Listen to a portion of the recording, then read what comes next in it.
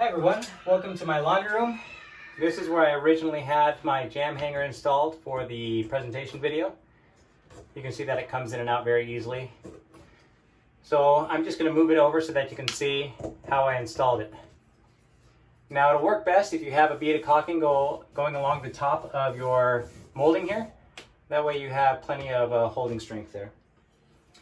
But what you'll do is take your Jamb Hanger and you'll place it flush against the wall, and then you'll take your little installation block and you'll put it so that you're directly above the tab that you're going to hammer in.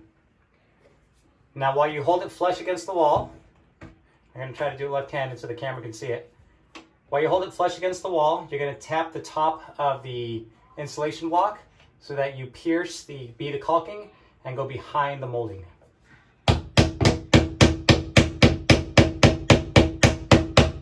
And you want to be careful that you're not hitting the wall so you don't mess that up.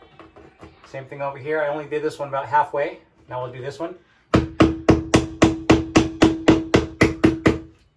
Now that we're about half on either side, I'm just going to continue tapping until I'm all the way flush.